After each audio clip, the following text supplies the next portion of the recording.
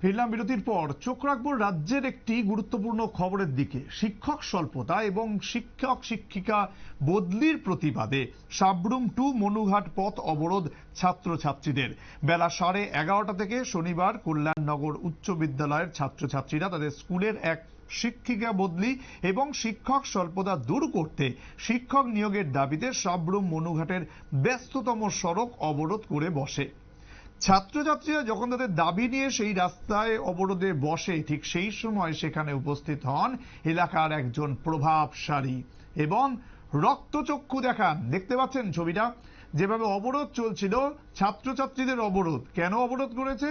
না, স্কুলের টিচার নেই, এরা তো তাদের অবরোধ বা করতে পারে, বিক্ষোভ দেখাতেই পারে। সেখানে এলাকার একজন প্রভাবশালী, জানা যাচ্ছে তিনি স্কুল পরিচালন কমিটির সঙ্গেও যুক্ত, সেখানে এসে দেখুন কিভাবে রক্তচক্ষু দেখিয়েছে তাদের একেবারে বা ছাত্রছাত্রীদের যে অভিযোগ বিক্ষোভ, সেখানে এসে তারা আঙুল দেখায়। গোটা বিষয়টি নিয়ে সামনে পুলিশও রয়েছে, তারা বেশ কিছু মানুষ কিন্তু সেখানে ক্যামেরা বন্দি করে এবং কি উঠে আসছে বিস্তারিত শুনবো। কোন স্কুলের ছাত্র তোমরা? এখানে রাস্তা অবরোধ তোমরা কি কারণে করছো? ম্যামকে স্কুলে থাকার জন্য।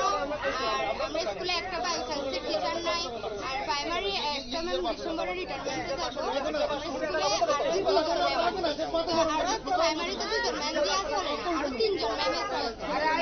তো এখন তোমরা কতক্ষণ ধরে এখানে রাস্তা অবরোধ করছো? আমরা 11:30টার মধ্যে। তো এখন পর্যন্ত তোমাদের সাথে কেউ আইসেনি যোগাযোগ করতে? তো তোমরা দাবি কি থাকবো?